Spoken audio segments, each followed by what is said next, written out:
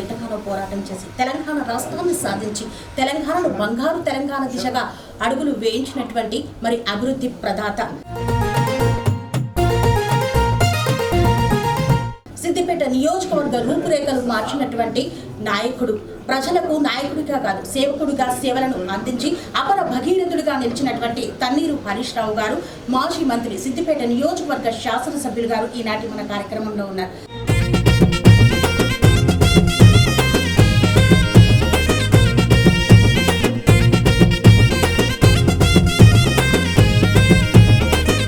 Sir నమస్కారం sir. Telangana రాష్ట్ర వ్యాప్తంగా జరిగినటువంటి సర్పంచ్ ఎన్నికలలో టీఆర్ఎస్ ప్రభుత్వము సత్తా చాటింది.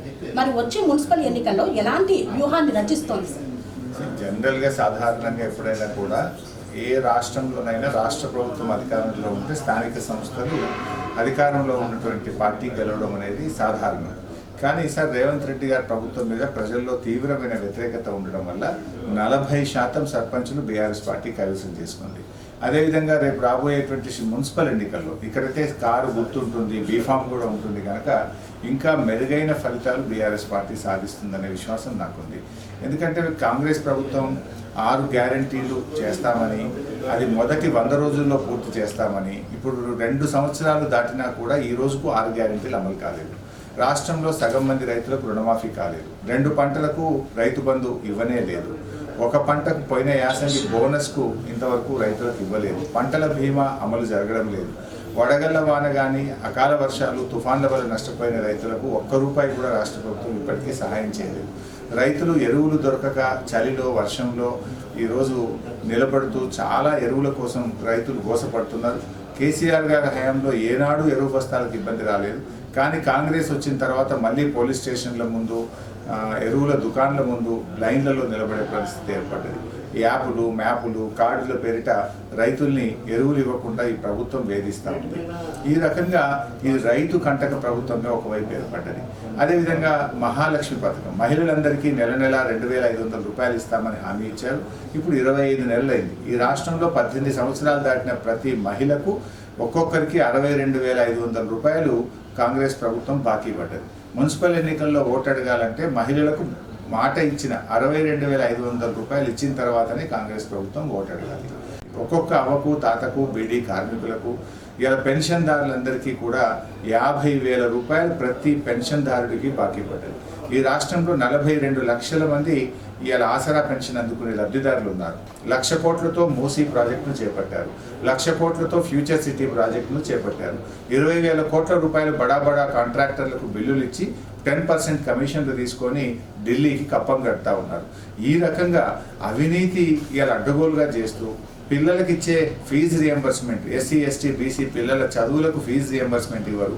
అవ్వాతాతలకు 4,000 పెన్షన్ ఇవ్వరు. మహిళలకు మహాలక్ష్మి పథకం ఇవ్వరు. తులం బంగారం మాయమైపోయింది. ఈ రకంగా ప్రజలకు ఇచ్చిన ఒక్క హామీ అమలు చేయలేదు. పైగా కేసీఆర్ గారు ఇచ్చిన కేసీఆర్ కిట్టు పథకం బంద్ అయిపోయింది. చేప పిల్లల పంపిణీ పథకం బంద్ అయింది. గొర్రెల పంపిణీ పథకం బంద్ అయిపోయింది. బతుకమ్మ చీరలు ఈరోజు బంద్ అయిపోయినాయి. ఈ రకంగా ప్రజల్ని మోసం చేసింది ఇలా కాంగ్రెస్ ప్రభుత్వం. అందుకే ప్రజలు రేవంత్ రెడ్డి ప్రభుత్వానికి మున్సిపల్ ఎన్నికల్లో తప్పకుండా తగిన గుణపాఠం చెప్తారు. ఆనాడు తెలంగాణ రాష్ట్రాన్ని సాధించుకున్న తర్వాత అభివృద్ధిని చేయాలి అని అంటే చిన్న చిన్న జిల్లాలుగా మారిస్తే అభివృద్ధి జరుగుతుంది అన్నారు. ఇప్పుడు మళ్ళీ జిల్లాల కుదింపు చేస్తున్నారు. విభజించి 33 జిల్లాలుగా ఉన్నటువంటి తెలంగాణ రాష్ట్రాన్ని మళ్ళీ కుదిస్తామంటున్నారు. దీనిపైన మీ స్పందన ఏంటి సార్? అసలు జిల్లాలు ముట్టుకుంటే ప్రజల కోపాగ్నిలో రేవంత్ రెడ్డి ప్రభుత్వం మాడి మసైపోతుంది. అసలు జిల్లాలు ముట్టుకుంటారు ఎవరన్నా? ఇవాళ అధికార వికేంద్రీకరణ జరగాలి, ప్రజల వద్దకు పాలన వెళ్ళాలి, అధికారులు ఫోకస్డ్గా పనిచేయాలని చెప్పి కొన్ని వెనుకబడ్డ ప్రాంతాలను, గిరిజన ప్రాంతాలను ప్రత్యేకమైనటువంటి దృష్టి పెట్టి కేసీఆర్ గారు జిల్లాలు చేశారు. ఎన్నో ఏండ్ల ఆకాంక్ష మెదక్ జిల్లా కావాలని, సిద్దిపేట జిల్లా కావాలని, ఇలా మంచిర్యాల జిల్లా, అనేక జిల్లాలు దశాబ్దాల పోరాటం, కలల్ని నిజం చేశారు కేసీఆర్ గారు.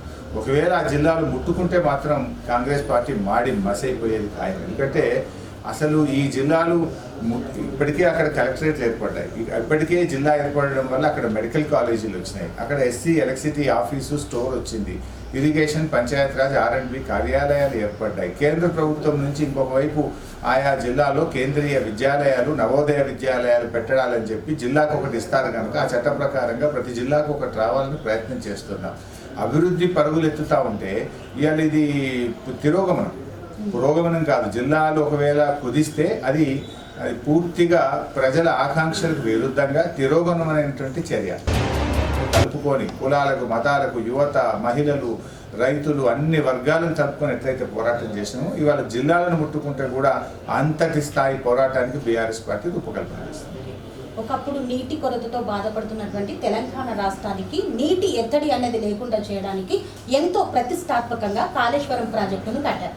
సో ఇప్పుడు ఆ కాళేశ్వరం ప్రాజెక్టు వల్ల ఎలాంటి ఉపయోగం లేదు, కేవలం డబ్బులు దండుకోవడానికి మాత్రమే ఈ ప్రాజెక్టును కట్టారు అంటున్నారు. దీనిపైన మీరు ఏమంటారు సార్?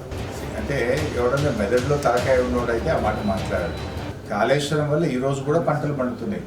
ఇవాళ అదే కాళేశ్వరం ప్రాజెక్టు నుంచి హైదరాబాద్కు నీళ్లు తెస్తాను, మూసీ ప్రాజెక్టులో మురికి నీళ్లు లేకుండా గోదావరి జలాలు పోయిస్తానని మొన్న రేవంత్ రెడ్డి గారు 9,000 కోట్ల రూపాయలతో శంకుస్థాపన చేశారు. మల్లన్న సాగర్ నుంచి హైదరాబాద్ ప్రజలకు తాగునీరు, మల్లన్న సాగర్ నుంచి హైదరాబాద్ మూసీకి స్వచ్ఛమైన గోదావరి జలాలు. మల్లన్న సాగర్ ఎక్కడిది? మల్లన్న సాగర్ కాళేశ్వరం ప్రాజెక్టులో అంతర్భాగం కాదా? ఈ రోజు మనం వెళ్ళి మల్లన్న సాగర్లో చూస్తే 25 టీఎంసీల నీళ్లతో ఒక సముద్రం వల్ల మల్లన్న సాగర్ తలపిస్తూ ఉంది. మల్లన్న సాగర్, రంగనాయక సాగర్, కొండపోచమ్మ సాగర్ కింద ఇవాళ లక్షలాది వేలాది ఎకరాలకు ఇవాళ సాగునీరు వెళ్తా ఉంది. బంగారం వల్ల యాసంగి పంటలు పండుతున్నాయి. కళ్ళున్నోడు చెవులున్నోడు ఎవడు కూడా ఈ మాటలు మాట్లాడారు. కేవలం రాజకీయంగా బురద జల్లడం కోసం మాట్లాడేటువంటి మాటలు. అదే కాళేశ్వరం ప్రాజెక్టులో ఈరోజు కొద్దిపాటి ఒక 40-50 కోట్లు ఖర్చు పెడితే ఇంకో 4-5 లక్షల ఎకరాలకు పంట కాలువలు తవ్వి నీళ్ళిచ్చే అవకాశం ఉంది.